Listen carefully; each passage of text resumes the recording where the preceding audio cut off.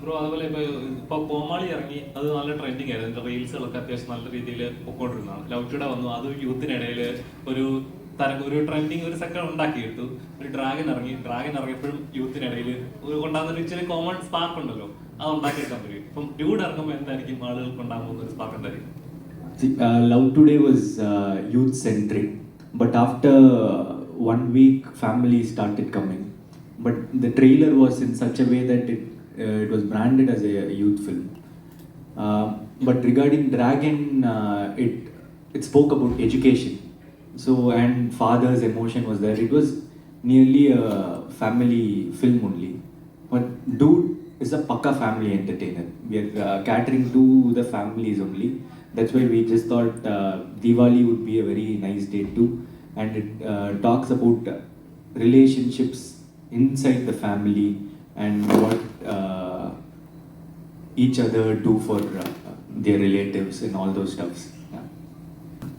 അതുപോലെ തന്നെ പറഞ്ഞ പോലെ തന്നെ ആളുകൾ ഏറ്റവും കൂടുതൽ ഏതൊരു ആക്ടേഴ്സിനോട് ചോദിച്ചാലും അവർ പറഞ്ഞ ഒരു കാര്യം, ഒരു സ്ക്രീനിലെങ്കിൽ ഒരു ഷോട്ടിലെങ്കിലും ഇന്ന ആക്ടർ സൂര്യയുടെ കൂടെ, വിജയുടെ കൂടെ, മമ്മൂട്ടിയുടെ കൂടെ, മോഹൻലാലിന്റെ കൂടെ ഒരു ഷോട്ടിലിങ്ങനെ അഭിനയിക്കണം എന്ന് ആഗ്രഹിക്കുന്ന ഒരു ആക്ടർ പോലും ഇല്ലാതിരിക്കത്തില്ല. അപ്പൊ താങ്കളെ സംബന്ധിച്ച് ഇപ്പൊ അതെല്ലാം അച്ചീവ് ചെയ്തുകൊണ്ടിരിക്കുകയാണ്. എങ്ങനെ ഉണ്ടായിരുന്നു അവരുമായിട്ടുള്ള മൊമെന്റ്സ്? എങ്ങനെ ഉണ്ടായിരുന്നത്? അയ്യോ ഭയങ്കരല്ലേ, ഈ പറഞ്ഞ പോലെ ഫാൻ ഗേൾ മൊമെന്റ്സ് ആയിരുന്നു. എല്ലാ ദിവസവും ഷൂട്ടിന് ചെല്ലുമ്പോഴത്തേനും ഞാൻ അവരെ ഇങ്ങനെ നോക്കിയിരിക്കും. അതായത് അവരെന്താണ് ചെയ്യുന്നത് നമുക്ക് അവരെ ഒബ്സർവ് ചെയ്യും, അവരെങ്ങനെയാണ് സെറ്റിൽ ബിഹേവ് ചെയ്യുന്നത്, പിന്നെ എൻ്റെ ഔട്ട് ഇപ്പം ആക്ടിങ്, ക്യാമറയ്ക്ക് മുന്നിലും പുറകിലും എങ്ങനെയാണ് അവര്. അപ്പം അതൊക്കെ കണ്ട് ഭയങ്കര ഇൻസ്പിറേഷൻ കൊള്ളുകയും മാത്രമല്ല നമ്മൾ സ്ക്രീനിൽ കണ്ട് വളർന്നവരാണല്ലോ നമ്മളെല്ലാവരും. അപ്പം ഇവരുമായിട്ട് നേരിട്ട് ഇടപെടുമ്പോൾ അവര് നമ്മളെ കൂടുതൽ ഇൻസ്പയർ ചെയ്യുക. അതായത് ജസ്റ്റ് സ്റ്റാർഡം മാത്രമല്ല, അവർ ഭയങ്കര ഇൻ പേഴ്സൺ ഭയങ്കര സ്വീറ്റ് ആൻഡ് ഭയങ്കര ലൈക്ക് നമുക്ക് എന്താ കൂടുതൽ അഡ്മിറേഷൻ തോന്നും. അപ്പൊ എനിക്ക് അങ്ങനെയാണ് അവര്.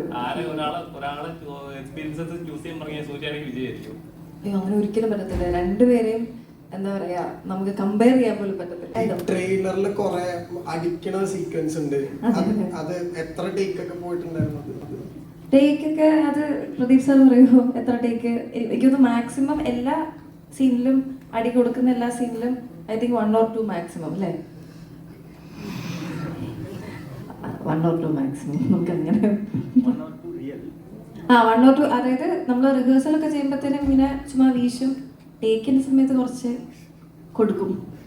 അത് കീർത്തി സാറ് പറഞ്ഞു എനിക്ക് റിയൽ ആയിട്ട് വേണം, എനിക്ക് അടി കൊടുക്കുന്നത് ഫീൽ ആവണമെന്ന് പറഞ്ഞതുകൊണ്ടാണ് അങ്ങനെ ചെയ്തത്, അല്ലേ? ഇതൊക്കെ മമിതാനടുത്തോട് ചോദ്യം ചോദിക്കാനുണ്ട്. As a Malayalam producer, how was it working in a Malayalam setup versus a Telugu and a Tamil setup? Are you more comfortable over here or are you more comfortable over there? I know it's a very difficult answer. I know you would say no, definitely not, sir. So I think for an actor എനിക്ക് തോന്നുന്നു adapt ചെയ്യുക എന്നുള്ളതാണ് ഏറ്റവും important ആയിട്ട് നമ്മളുടെ ക്വാളിറ്റിയിൽ വേണ്ട ഒരു കാര്യമാണെന്ന് എനിക്ക് തോന്നിയിട്ടുള്ളത്. നമ്മൾ ഏത് സെറ്റപ്പിനോടും ഏത് ക്യാരക്ടറിനോടും അഡാപ്റ്റ് ചെയ്ത് പോവുകയാണെന്നുണ്ടെങ്കിൽ നമുക്ക് അത്ര ഈസി ആയിരിക്കും. ഇപ്പം ഞാൻ മലയാളത്തിൽ ചെയ്യുമ്പോൾ തന്നെ ആണെങ്കിലും രണ്ട് സിനിമകൾ ചെയ്യുമ്പോൾ ആ 2 സെറ്റും വേറെ വേറെ രീതിയിലായിരിക്കും. അവിടുത്തെ ഡയറക്ടേഴ്സിൻ്റെ ഒരു വർക്കിംഗ് സ്റ്റൈൽ തന്നെ ഡിഫറെൻ്റ് ആയിരിക്കും.